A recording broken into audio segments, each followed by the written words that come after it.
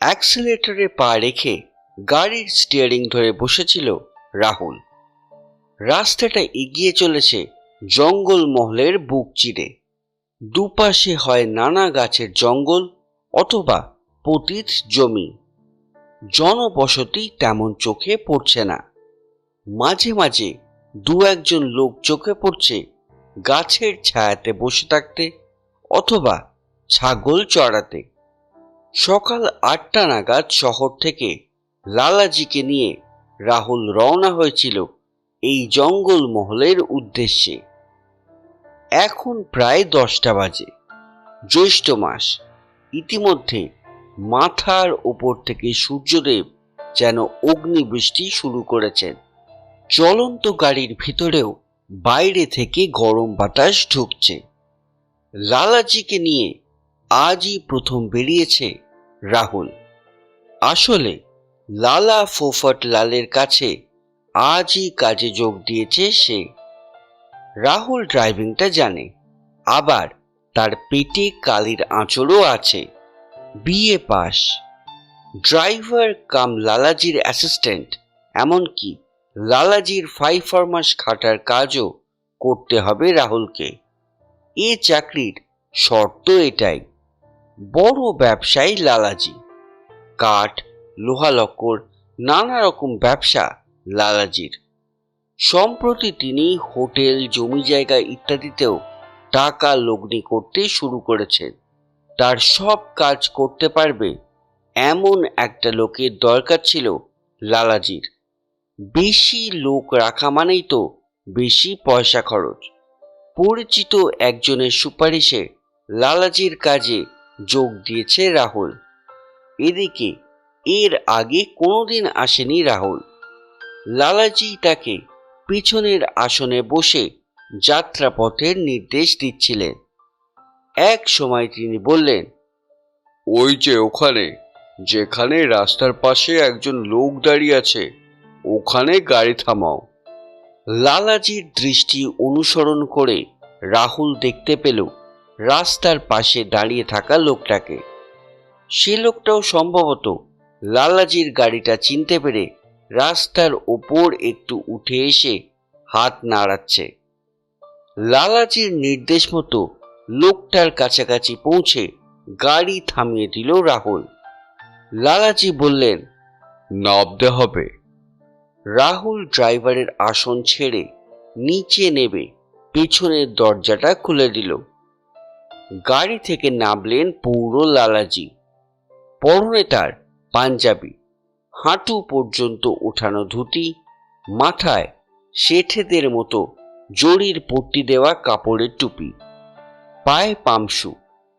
গাড়ি থেকে নেবে তিনি গাড়ির ভিতরে রাখা তার ব্যাগটা ইশারায় দেখালেন। রাহুল সেই পেট মোটা চামড়ার ফোলিও ব্যাগটা হাতে তুলে নিল। যে লোকটাকে দেখে গাড়ি থামানো হয়েছিল সেই মধ্যবয়সী লোকটা এবার লালাজির সামনে এসে দাঁড়িয়ে সেলাম করলো লালাজিকে। লোকটার পরনে ধুতি আর হাফ শার্ট, কালো লম্বা শিরিঙ্গে চেহারা, দাঁতে পানের ছোপ, টেরা চোখ, মুখমণ্ডলে কেমন যেন একটা ধূর্ততার ভাব আছে। লালাজি লোকটার উদ্দেশ্যে বললেন, বনমালী, খবর সব ঠিক তো? লোকটা জবাব দিল, হ্যাঁ, সব ঠিক আছে, কাজ হয়ে গেছে। এবার আর মনে হয় ওরা আপত্তি করবে না। 1 মাস এখানে ঘাঁটি গেড়ে বসে থাকতে হলো ঠিকই, কিন্তু কাজটা হলো। কাছে গেলেই বুঝতে পারবেন। এই বলে সে আঙুল তুলে দেখালো দূরে একটা বিরাট বটগাছের দিকে। রাস্তার পাশে বেশ অনেকটা ফাঁকা জমি, আর তার ঠিক মাঝখানে দাঁড়িয়ে আছে বিশাল বটগাছটা। অসংখ্য ঝুড়ি নেমেছে তার গা বেয়ে। ফাঁকা জমিটার ওপাশেও আবার নানা গাছের জঙ্গল আছে। বনমালী নামের লোকটা এরপর লালাজি আর রাহুলকে নিয়ে উপস্থিত হলো গাছটার নিচে। প্রাচীন গাছ, মোটা গুঁড়িটার মাঝখানে ঠিক যেন মানুষের মুখের মতো হাঁ করা একটা ফোকর আছে। চারপাশটা বাঁধানো গাছের মতো অজস্র ঝুড়ি নেমেছে মাথার ওপর থেকে সেই বেদি পর্যন্ত। মৃদু মৃদু দুলছে সেগুলো। ছায়া ঘেরা জায়গা। গাছটার নিচে দাঁড়িয়ে বনমালী পানের ছোপওয়ালা দাঁত বের করে হেসে বলল, পাতাগুলো দেখুন। লালাজি তাকালেন গাছের পাতাগুলোর দিকে। রাহুলও তাকালো। পাতাগুলোর দিকে ভালো করে তাকিয়ে রাহুল ব্যাপারটা ধরতে পারল। গাছের পাতাগুলো হলদে হয়ে বোঁটা থেকে নুইয়ে পড়েছে। কিছু পাতা মাটিতেও ঝরে পড়েছে, কিন্তু এটা পাতা ঝরার মরশুম নয়। বনমালী বেদির উপর উঠে হাত বাড়িয়ে একটা বট পাতা ভেঙে আনলো। তারপর সেটা লালাজিকে দেখিয়ে বলল, দেখুন, পাতার বোঁটায় কোনো আঠা নেই। বট পাতা ভাঙলেই দুধের মতো আঠা বেরোয়। লোকেরা বুঝতে পারবে যে গাছটা মারা গেছে। তবে আরও 15 অপেক্ষা করলে গাছটা একদম ন্যাড়া হয়ে যেত। তখন আর কোনো চিন্তাই থাকতো না। লালাজি বললেন, না, আর দেরি করা যাবে না। 6 মাস হলো জমিটা কিনে ফেলে রেখেছি। এই গাছটার জন্য কিছু করা যাচ্ছিল না। কাল পরশু গাছটা কাটা হয়ে গেলেই মিস্ত্রি মালপত্তর সব আসবে। কাজ শুরু করে ফেলবো। রাহুল কথাটা শুনে প্রশ্ন করে ফেলল, কি হবে এখানে? লালাজি তার কথার জবাবে বললেন, একটা রিসর্ট বানাবো এখানে। জিম, সুইমিং পুল সব থাকবে। বড় প্রজেক্ট। আজকাল কলকাতা থেকে অনেক পয়সাওয়ালা লোক নিরিবিলিতে আমোদ প্রমোদ করার জন্য এসব জায়গাতে আসছে। তাদের আরামের জন্য সব রকম বন্দোবস্ত থাকবে এখানে। তোমাকেও আমার সাথে মাঝে মাঝে এখানে এসে থাকতে হবে। এই আজ যেমন এলে, আজকের দিনটা আমরা এখানে থাকবো। কাল গাছের গুড়িটা কাটা হলে তারপর রওনা হব। রাহুল প্রশ্ন করল, এখানে কোথায় থাকবেন লালাজি? বনমালী নামের লোকটা এবার রাস্তার উল্টো দিকে আঙুল তুলে দেখিয়ে বলল, ওই যে ওইখানে, আমিও ওখানেই আছি। রাহুল সেদিকে তাকিয়ে দেখতে পেল মাথার অ্যাসবেস্টাসে ছাউনিওয়ালা দুটো ঘর দাঁড়িয়ে আছে সেখানে। লালাজি এরপর বনমালীকে বললেন, তাহলে সব ঠিক আছে বলছো? তা সেই সাধু বাবার খবর কি? বনমালী বলল, হ্যাঁ, এমনিতে সব ঠিকই আছে। গাছটা যখন মরেই গেছে, তখন আর ওই সাধু লোক খেপাতে পারবে না গাছ কাটা আটকাবার জন্য। আর গাছটা যারা কাটবে তারাও স্থানীয় লোক নয়। ইচ্ছে করেই তাদের কিছুটা দূর থেকে আনছি। বনমালীর কথা শুনে লালাজি তবুও একটু সন্দিগ্ধভাবে বললেন, শেষ মুহূর্তে আবার নতুন কোনো ঝামেলা পাকাবে না তো লোকটা? বনমালী একটু ভেবে নিয়ে বলল, আপনি তো লোকটাকে কোনোদিন দেখেননি। কাছেই তার ডেরা। একবার লোকটার সঙ্গে কথা বলে তাকে বাজিয়ে দেখে আসা যায়। 200-500 টাকা নাজরানা দেওয়াও যেতে পারে, যাতে সে ব্যাপারটা নিয়ে বেশি নাক না গলায় সেজন্য। বনমালীর কথা শুনে লালাজি বললেন, ঠিক আছে, লোকটার সঙ্গে একবার দেখা করে আসা যাক। দেখি লোকটা কি বলে। তবে গাছটা কিন্তু কাল কাটতেই হবে, আর তার জন্য যা যা করার তা করব। বনমালীর সঙ্গে লালাজি আর রাহুল বট গাছটার পিছনের ফাঁকা জমি পেরিয়ে এগোলো জঙ্গলের দিকে। শাল, পিয়াল আর অন্যান্য গাছের জঙ্গল। কেমন যেন গা ছমছমে পরিবেশ বিরাজ করছে জঙ্গলের ভিতরে। বনমালী জঙ্গলের ভিতর সুড়ি পথ বেয়ে তাদের দুজনকে নিয়ে এগোতে এগোতে বলল, এদিকে গ্রামের মানুষ সাধারণত আসে না। সাধু বাবাকে তারা যেমন ভক্তি করে, তেমন ভয়ও করে। সাধু বাবা নাকি অলৌকিক ক্ষমতা সম্পন্ন। আর এমনিতেই তো মানুষ শ্মশানকে এড়িয়ে চলে। দাহ কার্য করতে গ্রামের মানুষ দল বেঁধে আসে এখানে। একটা ছোট নদী আছে, তার পাশেই দাহ কার্য হয়।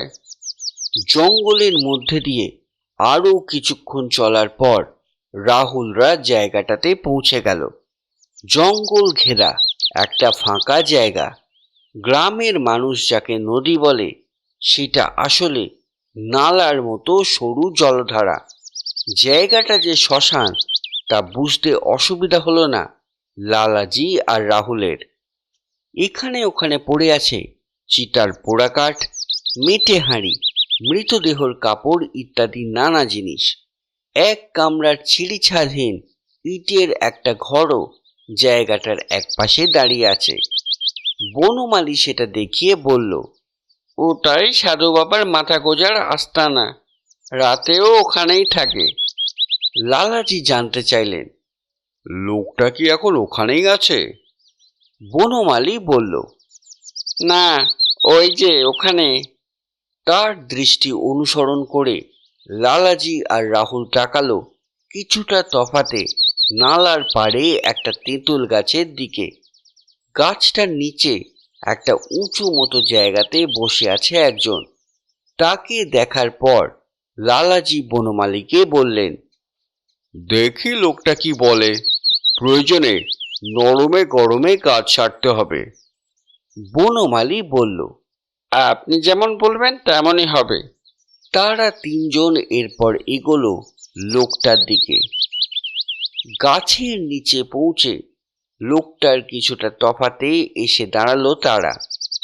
একটা ঢিপির মতো জায়গাতে ধ্যানস্থ ভঙ্গিতে চোখ বন্ধ করে বসে আছেন সেই সাধু।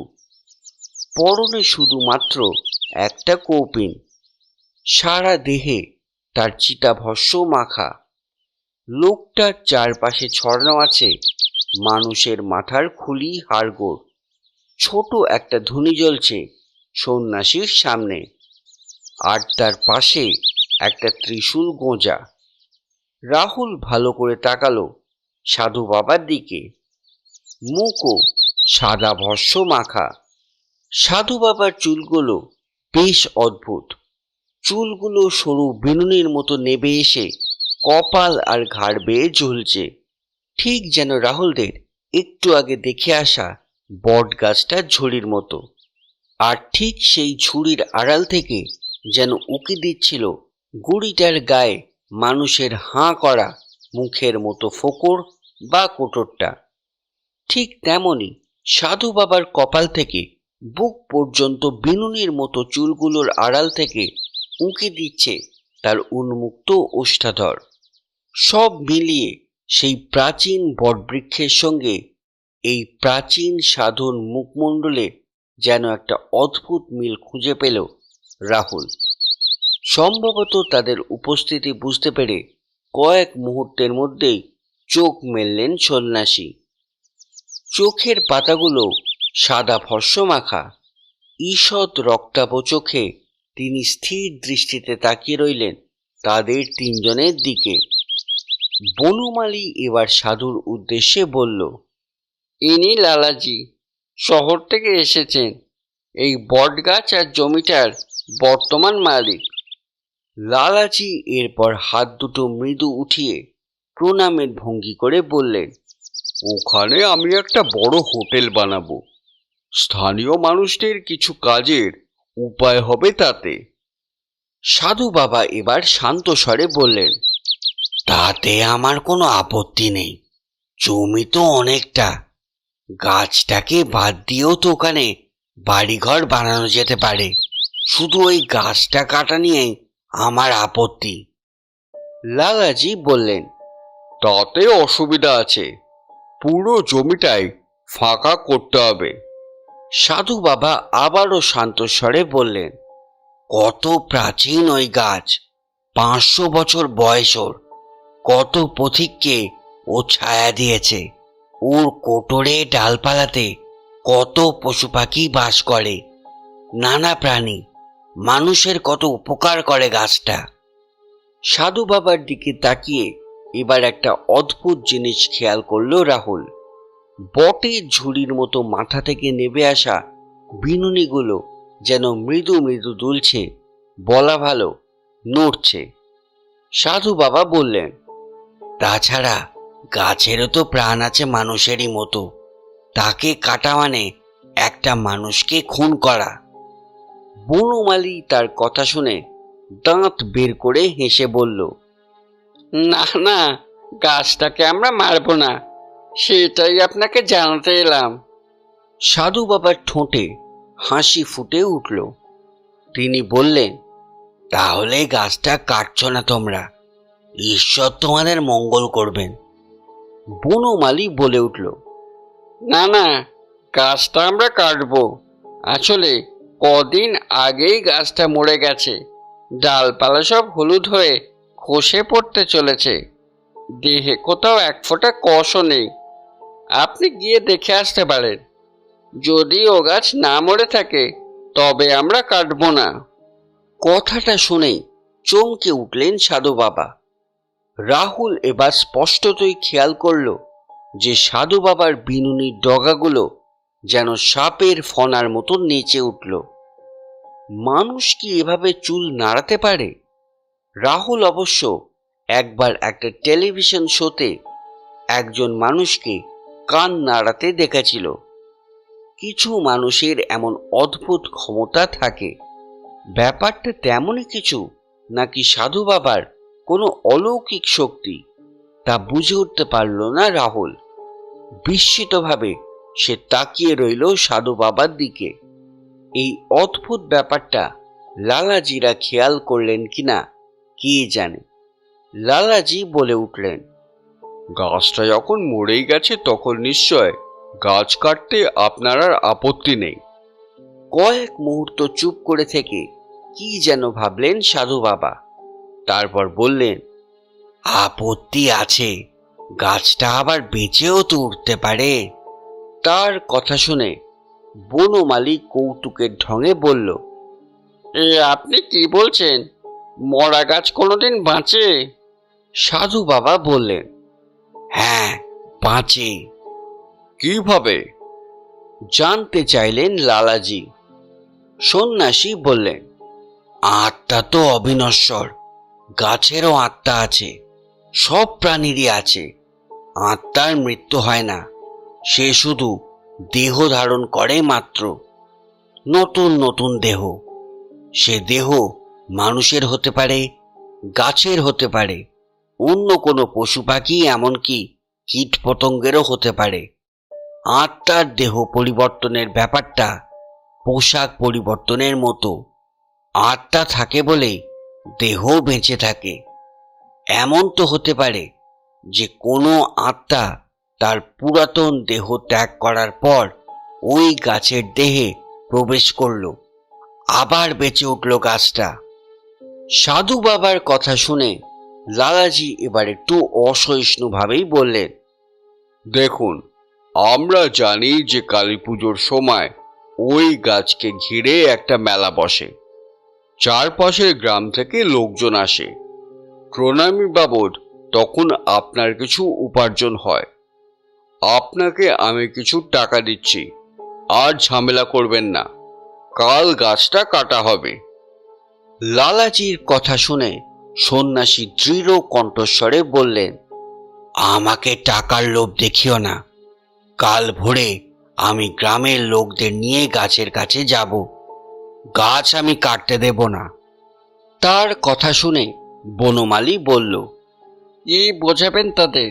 তারাও তো গাছটাকে পরীক্ষা করলেই বুঝতে পারবে ও গাছ মরে গেছে।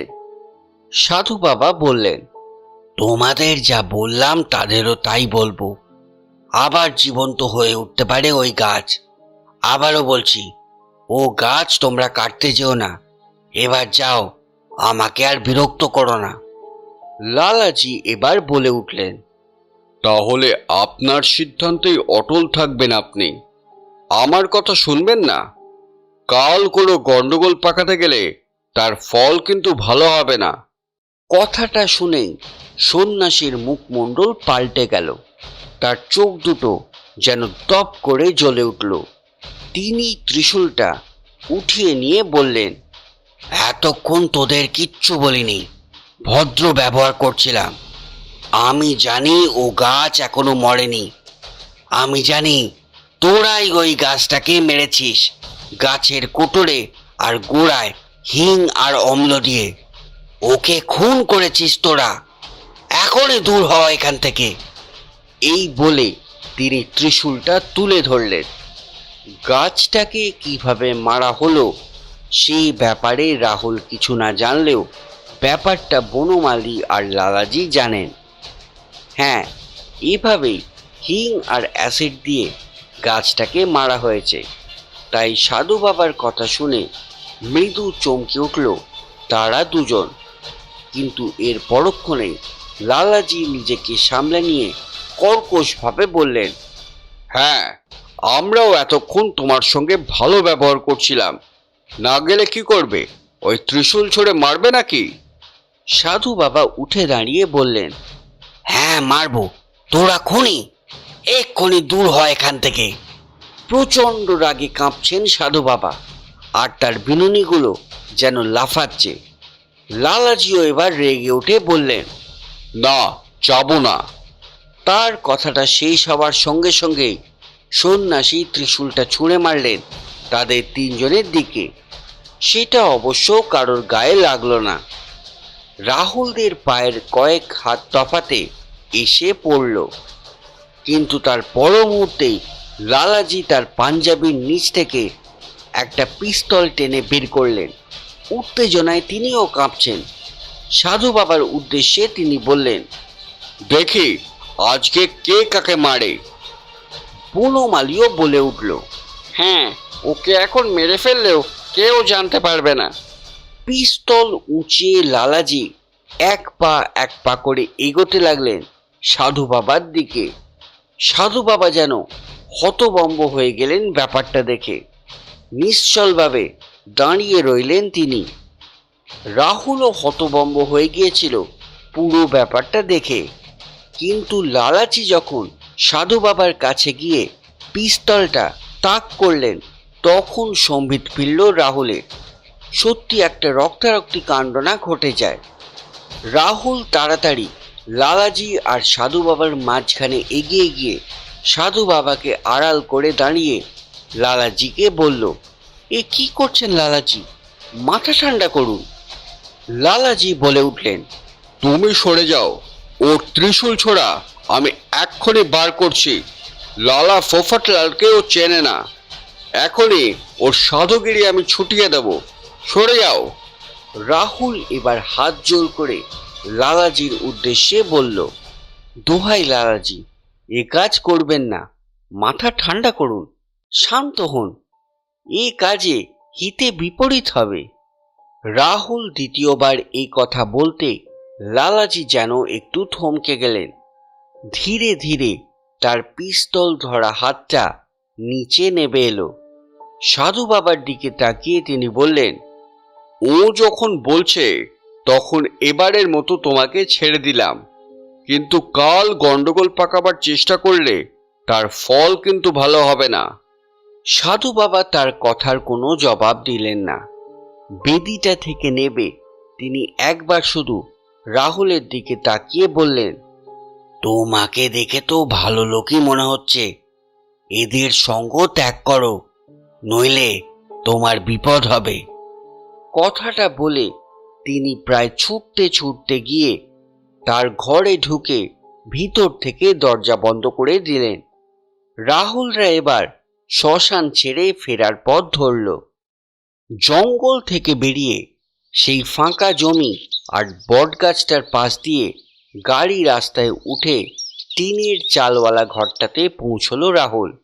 এটা বনমালীর আস্তানা। লালাজি বললেন, এই জমিটাও আমার, আরও কয়েকটা ঘর বানাতে হবে এখানে, মজুরেরা থাকবে এখানে। দুটো ক্যাম্প খাট পাতা আছে ঘরে, মানুষ 3 জন। রাহুল তাই দেখে বলল, আমি রাতে গাড়িতেই থাকবো। লালাজি বললেন, আচ্ছা, তাই থাকো, সেটাই ভালো। তারপর তিনি রাহুলকে বললেন, পিস্তলটা দেখে তুমি ঘাবড়ে গেছো নাকি? এটা আমার লাইসেন্স টার্মস। রাহুল বলল, সেই সময় কিছুটা ভয় তো সত্যিই পেয়েছিলাম। যদি আপনি গুলি চালিয়ে দিতেন। লালাজি বললেন, আমাদের কারবারে এসব ধমক চমক একটু আধটু চলে, কাঁচা পয়সার কারবার তো। আমার সঙ্গে কিছুদিন থাকলে এইসবে অভ্যস্ত হয়ে যাবে। তবে প্রয়োজন হলে, আমার স্বার্থে ঘা লাগলে আমি নিশ্চয় গুলি চালাতে পারি। আগে কয়েকবার জখমও করেছি কয়েকজনকে। তবে সাধারণ মানুষ পিস্তল দেখলেই ভয় পায়। দেখলে না লোকটা কেমন দৌড়ে গিয়ে ঘরের মধ্যে ঢুকলো। রাহুল এবার প্রশ্ন করে ফেলল, ওই সাধু বাবা যেমন বললেন তেমন ভাবেই কি গাছটাকে মেরেছেন আপনারা? লালাজি কয়েক মুহূর্ত চুপ করে থেকে জবাব দিলেন, হ্যাঁ, অনেকটা ওইভাবেই। ফরেস্টে অনেক সময় এইভাবে বড় বড় গাছ মারা হয়, কারণ সরকার জ্যান্ত গাছ বিক্রি করে না। গাছ মেরে তারপর সরকার থেকে অনুমতি নেওয়া হয় সে গাছ কাটার। আমার কাঠের ব্যবসাও আছে, তাই ব্যাপারটা জানি। এই বনমালীও এর আগে এভাবে অনেক গাছ মেরেছে। তবে শুধু গাছ কেন, প্রয়োজনে আমি মানুষ মারতেও পারি। এ কথা শোনার পর রাহুল আর কিছু বলল না। তবে সে একটা জিনিস বুঝতে পারল যে তার নিয়োগকর্তা খুব একটা সুবিধের লোক নন। বনমালী এরপর বলল, সাধুটা পিস্তলের ভয়ে ঘরে ঢুকে দরজা বন্ধ করে দিল ঠিকই, কিন্তু কাল সকালে গিয়ে ও যদি গ্রামে ঢুকে লোকজন ডেকে আনে তখন হয়তো গ্রামের লোক গাছটা বেঁচে উঠবে সে কথায় বিশ্বাস করলো। ওর চুলগুলো কেমন নড়ছিল খেয়াল করেছেন? ওর ওই ক্ষমতাটার জন্যই ওর মধ্যে দৈব শক্তি আছে বলে গ্রামের লোকেদের ধারণা। লালাজি বলল, হ্যাঁ, আমিও খেয়াল করেছি। নিশ্চয় ওর মধ্যে কোনো কৌশল আছে। তবে আমিও ব্যাপারটা নিয়ে ভাবছি। যদি সত্যি লোকটা লোকজন ডেকে আনে, কি করা যায় বলো তো? বেশ কিছুক্ষণ ভাবার পর বনমালী বলল, একটা কাজ করা যেতে পারে। সন্ধে নামলেই লোকটা ভাং খেয়ে সারা রাত অচৈতন্য হয়ে থাকে। বাইরে থেকে ওর ঘরের দরজায় শিকল দিলে কেমন হয়? ওর চিৎকার কানে যাবে না, ঘর বন্দি করে রাখা যাবে। রোজ তো আর কেউ শ্মশানে মরা পড়াতে যায় না। লালাজি বললেন, পরিকল্পনাটা মন্দ নয়। আগে গাছটা কাটা হয়ে যাক, তারপর যা হয় হবে। বনমালী বলল, তাহলে অন্ধকার নাবার সময় আমি জঙ্গলে ঢুকবো। রাহুল বুঝতে পারল এই কাজটা ঠিক হচ্ছে না, কিন্তু সিদ্ধান্ত তার কথায় হবে না। বাকি দুপুরটা সেই ঘরের মধ্যেই কেটে গেল রাহুলদের। তারপর বিকেল গড়িয়ে সন্ধে নামার উপক্রম হতেই পরিকল্পনা মতো ঘর ছেড়ে জঙ্গলের দিকে রওনা হলো বনমালী। রাহুল তাকালো সেই প্রাচীন গাছটার দিকে। সূর্য ডুবে গেছে, তার ছেড়ে যাওয়া শেষ আলোটুকু এসে পড়েছে বট গাছটার মাথায়। একটা বড় পাখির ঝাঁক ফিরে এলো বট গাছটাতে। কালকেই হয়তো বট গাছটা আর সত্যিই থাকবে না, আর পাখিগুলোর বাসাও থাকবে না। তার ঘরের ভিতর থেকে গাছটার দিকে তাকিয়ে আবারও সত্যি সাধু বাবার মুখটার কথা মনে পড়ে গেল রাহুলের। সত্যি কি অদ্ভুত মিল। বনমালী জঙ্গলে প্রবেশ করার পরই দ্রুত অন্ধকার নেমে এলো। সেই অন্ধকারের মধ্যে অদৃশ্য হয়ে গেল বটগাছটা। সেই টিনের ছাদওয়ালা ঘরের ভিতর একটা লণ্ঠন জ্বালিয়ে নিয়ে বনমালীর ফেরার অপেক্ষা করতে লাগলো তারা দুজন। বনমালী যখন ফিরল তখন বাইরে চাঁদ উঠতে শুরু করেছে। ঘরে ঢুকে বনমালী দাঁত বের করে হেসে বলল, কাজটা হয়ে গেছে, কোনো সমস্যা হয়নি। ঘরের দরজা ভিতর থেকেই বন্ধ ছিল। মনে হয় ভিতরে নেশা করে শুয়ে আছে লোকটা। আমি শুধু বাইরে থেকে নিঃশব্দে শিকল তুলে তার মধ্যে একটা শক্ত কাঠের টুকরো গুঁজে দিয়ে এলাম, যাতে ভিতর থেকে ধাক্কা দিলে দরজা না খোলে। কথাটা শুনে লালাজি তার পিঠ চাপড়ে বললেন, রিসর্টটা হয়ে গেলে তার ম্যানেজার করে দেব তোমাকে। এরপর ঘন্টাখানেকের মধ্যে খাওয়া সারা হয়ে গেল তাদের। রাহুল যখন ঘর ছেড়ে রাস্তার পাশে তার গাড়ির দিকে এগোলো, তখন চাঁদ মাথার ওপর, বেশ বড় চাঁদ। তার আলোতে দাঁড়িয়ে আছে বটগাছটা, দেখতে ঠিক যেন সাধু বাবার মুখের মতো। গাড়িতে গিয়ে উঠে বসলো রাহুল। বাইরে কোথাও কোনো শব্দ নেই, শুধু একবার জঙ্গলের দিক থেকে শিয়ালের ডাক ভেসে এলো। সেই ডাক যেন রাত্রির নিস্তব্ধতাকে আরো বাড়িয়ে দিল। কিন্তু কিছুতেই ঘুমোতে পারল না রাহুল। গাড়ির কাঁচ বন্ধ করলে অসহ্য গরম লাগছে, আর দরজা জানলা খুলে দিলে মশার দল ভনভন করছে। তাছাড়া বাইরে কোনো বাতাস নেই, গুমোট গরম। একবার দরজা খোলা, আর একবার গাড়ির কাঁচ বন্ধ করতে লাগলো সে। অস্বস্তিকর পরিস্থিতি। ঘন্টা দুয়েক এভাবে কাটার পর রাহুল বুঝতে পারল বাকি রাতটা তাকে জেগেই কাটাতে হবে। সে ভাবল, গাড়ির বদ্ধ পরিবেশে না থেকে ওই বটগাছের তলায় বেদিতে বসে কাটানো যেতে পারে। গাড়ি থেকে নেমে পড়ল রাহুল। সে এগোতে যাচ্ছিল গাছটার দিকে, কিন্তু একটা জিনিস চোখে পড়তেই সে থমকে দাঁড়িয়ে পড়ল। জঙ্গলের ভিতর থেকে একটা আলো মাটির ফুটখানেক ওপর দিয়ে দুলতে দুলতে এগিয়ে আসছে বটগাছটার দিকে। কিসের আলো ওটা? কে আসছে? আলোটা দেখে কিন্তু ঠিক টর্চ লাইট বা মশালের আলো মনে হচ্ছে না। অদ্ভুত উজ্জ্বল নীলাভ এক আলো, আকারে ছোট্ট বলের মতো।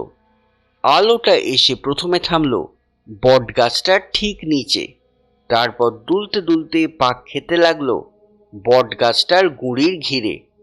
আবার কখনো কখনো ওপর নিচে ওঠানামাও করতে লাগলো গুঁড়ির গায়ে ফোকরটা যেখানে আছে সেখানে। অদ্ভুত এক দৃশ্য। ব্যাপারটা কি হচ্ছে তা বুঝতে পারছে না রাহুল। আবার কাছে যেতেও ভরসা পেল না। সে তাকিয়ে রইল সেই দৃশ্যের দিকে। নিচেই চলেছে আলোটা, তীব্র উজ্জ্বল নীলাভ আলোর একটা বল। রাহুলের হুঁশ ফিরল লালাজির চাপা কণ্ঠস্বরে। আলোটা তখনও একইভাবে নেচে চলেছে। আলোটা দেখতে পেয়ে লালাজিও বনমালীকে নিয়ে বেরিয়ে পড়েছেন। তারা রাহুলের কাছে পৌঁছতেই রাহুল চাপা স্বরে তাদের প্রশ্ন করল, কিসের আলো ওটা? লালাজি আলোটার দিকে চোখ রেখে হাতের পিস্তলটা উঁচিয়ে ধরে বললেন, ঠিক বুঝতে পারছি না। এমনও হতে পারে যে ওই সাধুটা কোনোভাবে ঘর থেকে বেরিয়ে পড়েছে, তারপর কোনো কৌশলে ওই আলো দিয়ে আমাদের ভয় দেখাবার চেষ্টা করছে। ও জানে যে ঘরের ভিতর থেকে জানলা দিয়ে আমরা আলোটা দেখতে পাবো। এই গরমে জানলা খোলা রাখবো, আলোটা দেখে অলৌকিক ব্যাপার ভেবে যাতে আমরা গাছটা না কাটি সেই চেষ্টাই হয়তো করছে লোকটা। চলো, কাছে গেলেই ব্যাপারটা আসলে কি তা বোঝা যাবে। এই বলে পিস্তল উঁচিয়ে লালাজি এগোলেন গাছটার দিকে। তাকে অনুসরণ করল বনমালী আর রাহুল। গাছটার হাত 15 কাছে গিয়ে থমকে দাঁড়িয়ে পড়ল তারা। আর আলোটাও যেন তাদের দেখে গাছের নিচে বেদিটার কাছাকাছি স্থির হয়ে গেল। রাহুলের মনে হলো চাঁদের আলোতে দাঁড়িয়ে থাকা বিরাট গাছটাকে যেন এখন হুবহু সাধু বাবার মুখের মতো লাগছে। তার বেনির মতো ওপর থেকে নেবে আসা ঝুড়ি, আর তার আড়াল থেকে সাধু বাবার উন্মুক্ত ওষ্ঠাধরের মতোই উঁকি দিচ্ছে গাছের কোটরটা। আরও একটা জিনিস মনে হলো রাহুলের। গাছের ঝুড়িগুলো সাধু বাবার বিনুনির মতোই মৃদু মৃদু নড়ছে। এক ফোঁটা বাতাস নেই, তবে ঝুড়িগুলো নড়ছে কিভাবে? লালাজি কিছুক্ষণ থমকে দাঁড়ালেন, তারপর এগোলেন গাছটার দিকে। আর তার পিছন পিছন এগোলো বনমালী, আর সবার পিছনে রাহুল। আলোটা এবার যেন তারা এগোচ্ছে বুঝতে পেরে ধীরে ধীরে বেদি থেকে গাছের গুড়ির গা বেয়ে উপরে উঠতে শুরু করলো। ওপর থেকে নেমে আসা গাছের ঝুড়িগুলো যেন এবার আরো বেশি দুলতে শুরু করেছে। রাহুলরা গাছটার তলায় গিয়ে দাঁড়াতেই সেই আলোটা যেন উপরে উঠে গাছের ফোকরে অদৃশ্য হয়ে গেল। লালাজি প্রথমে বলে উঠলেন, আলোটা কোথায় গেল? আর তারপর বললেন, গাছের ঝুড়িগুলো এত দুলছে কেন? গাছের মাথায় কেউ উঠে বসে নেই তো? আর তার পর মুহূর্তেই একটা অদ্ভুত ঘটনার সূত্রপাত হলো। একটা বটের ঝুড়ি যেন মানুষের হাতের মতোই এক ধাক্কায় সবার পিছনে দাঁড়িয়ে থাকা রাহুলকে ছিটকে ফেলল গাছের নিচ থেকে বেশ খানিকটা দূরে। মাটিতে পড়ে থাকা রাহুল এরপর কিছুক্ষণের জন্য এক অদ্ভুত দৃশ্য প্রত্যক্ষ করল। সাধু বাবার বিনুনির মতো ওপর থেকে নেমে আসা ঝুড়িগুলো যেন জীবন্ত হয়ে উঠেছে। তারা পেঁচিয়ে ধরেছে লালাজি আর বনমালীকে। তারা ছটফট করলেও সেই নাক পাশ থেকে মুক্ত হতে পারছে না। এরপর সেই কঠিন নিষ্পেষণে স্থির হয়ে গেল দেহ দুটো। গুড়ির গায়ের ফোকরটা বড় হতে শুরু করলো, ঠিক যেন কোনো মানুষ বড় করে মুখ হাঁ করছে। সাধু বাবার মুখ। ঝুড়িগুলো এবার দেহ দুটোকে টেনে তুলল সেই হাঁ করা মুখের দিকে। তারপর মানুষ যেভাবে হাত দিয়ে খাবার মুখে পড়ে ঠিক সেইভাবে দেহ দুটোকে চালান করে দিল সেই ফোকরের ভিতর। এই দৃশ্য দেখে জ্ঞান হারালো রাহুল। পরদিন রাহুলের যখন জ্ঞান ফিরল তখন বেশ বেলা হয়ে গেছে। একটু ধাতস্থ হয়ে মাটি ছেড়ে দাঁড়িয়ে ভাবতে লাগলো গতকাল রাতে দেখা সেই ভয়ঙ্কর দৃশ্যটা সত্যি না মিথ্যে। সে কি ঘুমের ঘোরে গাড়ি থেকে নেমে এখানে পৌঁছেছিল? কিন্তু লোকজন কোথায়? লালাচিরাই বা কোথায়? সকালেই তো গাছ কাটতে লোকজনের আসার কথা। রাহুল এরপর এগোতে যাচ্ছিল সেই জায়গা ছেড়ে রাস্তা পেরিয়ে বাড়িটার দিকে। লালাজিরা সেখানে আছে কিনা তা দেখার জন্য। কিন্তু একটা জিনিস দেখে সে থমকে দাঁড়ালো। একদল লোক জঙ্গলের দিক থেকে কি যেন একটা জিনিস বহন করে আনছে। লোকগুলো গাছের কাছে এসে থামলো, তারপর খাটিয়াটাকে মাটিতে নামিয়ে রাখলো একটু জিরোবার জন্য। রাহুল চমকে উঠল খাটিয়ায় শোয়া দেহটাকে দেখে। তার মধ্যে রয়েছে সেই সাধু বাবার দেহ। লোকগুলোর কথাবার্তা শুনে রাহুল যতটুকু বুঝতে পারল তা হলো এই, লোকগুলো অন্য একটা মৃতদেহ নিয়ে জঙ্গলের ভিতর শ্মশানে দাহ করতে গিয়েছিল। সাধু বাবাকে ডাকতে গিয়ে তারা দেখে ঘরের দরজা ভিতর এবং বাইরে থেকে বন্ধ। সাধু বাবা সাড়া না পেয়ে দরজা ভেঙে সাধু বাবাকে এই অবস্থায় দেখতে পায়। যদিও সবাই বুঝতে পারছে যে সাধু বাবা মৃত, তবুও একবার হাসপাতালে দেহটা নিয়ে গিয়ে দেখিয়ে নিশ্চিন্ত হতে চায়। সেখানেই এখন যাবে তারা। হঠাৎ একজন লোক মৃতদেহটাকে ওঠাবার আগে বলল, দুদিন আগে আমি এই গাছটার কাছে এসেছিলাম। তখন কেন জানি এই গাছটা দেখে আমার মনে হয়েছিল গাছটা মরে যাবে। পাতাগুলো সব ঝুলে পড়েছিল। এখন দেখছি ব্যাপারটা ভুল। কথাটা শুনে রাহুল চমকে উঠে তাকালো গাছটার দিকে। সে দেখল এক রাতের মধ্যেই গাছটা যেন সজীব হয়ে উঠেছে। পাতার বিবর্ণ হলদেটে নুইয়ে পড়া পাতাগুলো সবুজ হয়ে উঠে তাকিয়ে আছে সূর্যের দিকে। রাহুল একটা পাতা ভাঙতেই বোঁটা থেকে সাদা দুধের মতো রস গড়িয়ে পড়ল। গাছটা এখন জীবন্ত। রাহুল এরপর তাকালো সাধু বাবার দিকে। তিনি মৃত হলেও তার ঠোঁটের কোণে জেগে আছে আবছা হাসির রেশ। তবে কি সাধু বাবা তার এই মানব শরীরের বিনিময়ে গাছটাকে বাঁচালেন, যেমন তিনি বলেছিলেন? অবিনশ্বর আত্মা এক খোলস ছেড়ে অন্য খোলসে প্রবেশ করল, শাস্তি দিল লালাজি আর বনমালীকে। হয়তো তাই সেই রাতের অভিজ্ঞতার কথা কেউ বিশ্বাস করবে না বলে রাহুল তা বলেনি কাউকে। তবে অনেক খুঁজেও লালাজি আর বনমালীর সন্ধান কেউ পায়নি। বন্ধুরা, আজকের গল্পটি এখানেই শেষ। বন্ধুরা, চ্যানেলটি আপনারা সাবস্ক্রাইব করুন আর অডিও স্টোরিটিতে লাইক, শেয়ার আর কমেন্ট করুন।